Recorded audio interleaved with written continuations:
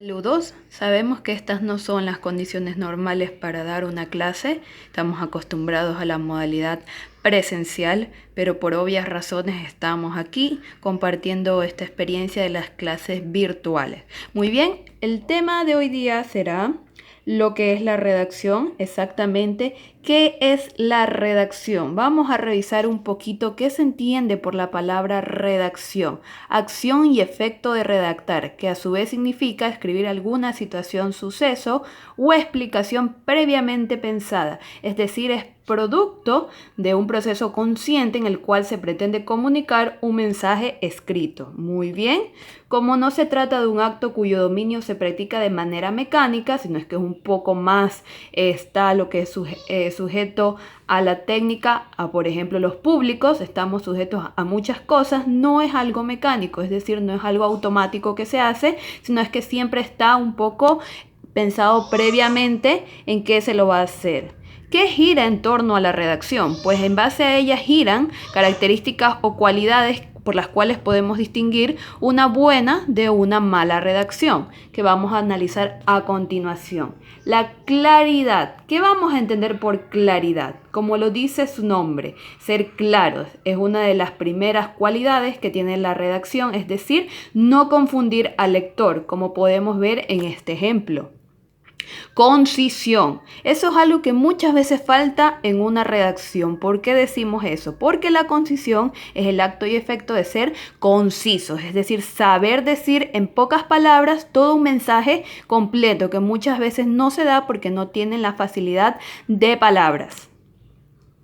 ¿Qué es la sencillez? Pues por lo general las personas tienden a pensar que entre más redactamos con términos técnicos o con palabras rebuscadas, como decimos popularmente, nuestra redacción es más especializada o de pronto vamos a sorprender a nuestro público. No es tanto así porque la sencillez es una de sus cualidades principales, tener esa contundencia, tener esa vivacidad para comunicar a través de algo muy fácil. Originalidad, que es algo importante y que a veces muy difícil se nos hace encontrar, por eso siempre yo les digo, busquen, piensen y vean cómo impactar en el lector. Hablamos anteriormente del ejemplo de la vaca, una forma muy peculiar de introducir un tema como es la sequía, la falta de lluvia, ya lo abordamos en clase, fue una manera original de presentar una redacción. Vamos a ver ahora qué tipo de errores comunes hay en lo que es la redacción. Una de ellas es la cacofonía. ¿A qué nos referimos con cacofonía? Pues es la repetición de palabras similares, es decir, en su pronunciación son algo parecidas y tienden a hacer una especie de escollo o ruido a la persona que está de oyente. Por ejemplo, parece que aparece. Si bien no está del todo mal, es un escollo porque tiene una cacofonía, es decir, tiene términos que sonoramente están muy similares. La monotonía, es decir, emplear una y otra vez palabras en vez de usar los famosos sinónimos. La monotonía obviamente hace que el texto sea aburrido para el lector. Aquí tenemos los ejemplos. La polisemia, esto es una cualidad que nos va a ayudar bastante. Siempre les he dicho que por un término tengan al menos 2 o 3 sinónimos. Nos va a servir de mucho porque para empezar podemos hablar con diferentes públicos y sobre todo al momento de redactar vamos a tener una facilidad muy plena para comunicarnos. La homonimia, esto es algo importante que muchas veces la gente no suele diferenciar. Como lo dice su mismo nombre, homo, cuando decimos el prefijo homo estamos refiriéndonos a cosas iguales. En este caso es la identidad del significante.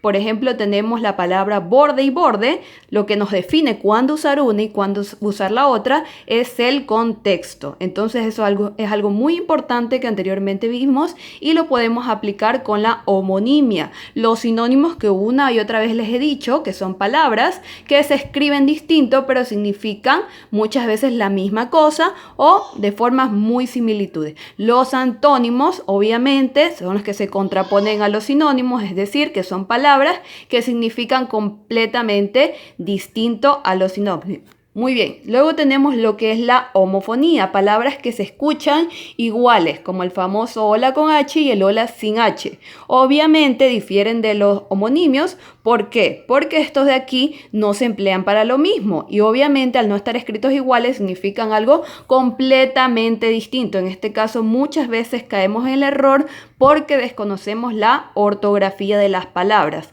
La parafrasis, que es un elemento paralelo de la redacción, como decíamos en las salas de redacción, es darle la vuelta al texto en el sentido de que vamos a escribir lo que está o en base a un texto original, pero con nuestras propias palabras o con palabras mucho más cercanas, de pronto introduciéndole explicaciones más de nosotros, más acercadas a nuestra realidad. Muy bien, ¿qué estilos de redacción podemos reconocer? Si bien el estilo y el género no son lo mismo, porque una cosa es el género al cual yo voy a escribir y otra es el estilo, que es muy personal, van de la mano. Yo no puedo completamente cambiar el estilo de una persona, pero puedo contribuir a que éste sea perfeccionado. Muy bien. ¿Qué vamos a necesitar? Obviamente, conocer los estilos de redacción. Tenemos el directo, el indirecto y el semidirecto. Vamos a revisar un poquito el estilo directo. Esto ocurre cuando hay dos o más emisores, se escribe directamente, el autor desaparece como tal y lo que se pretende es narrar, describir o lo que vamos a fijar en la imaginación. Es decir, vamos a hablar directamente, no estamos narrando el ambiente, no estamos diciendo quién lo dijo, sino es que damos la declaración o el texto en sí. Aquí tenemos un ejemplo. Un estilo indirecto, este es propio, por ejemplo, de los libros, de lo que son los diálogos, por ejemplo, en teatro. Ahí citamos a quién lo dice y de pronto añadimos lo que es lo indirecto. Y el semidirecto obviamente es una mezcla de los dos que mucha gente puede redactar y al mismo tiempo poner entre comillas. Recordemos que todo lo que va entrecomillado es un testimonio o una declaración de una persona. Muy bien, ¿qué tipos de texto podemos consolidar o podemos reconocer dentro de las redacciones? Vamos a tener lo que es la redacción informal, que obviamente, como lo dice su mismo nombre, está para ámbitos informales, es decir, personas que no meritan un protocolo muy, muy grande debido a que tienen cercanía con nosotros, nuestros familiares, nuestra pareja, nuestro círculo cercano de amistades. Ellos ameritan unas palabras un poco más coloquiales. Por coloquiales no quiero decir vulgares, sino más bien palabras que usamos todos los días. La redacción académica,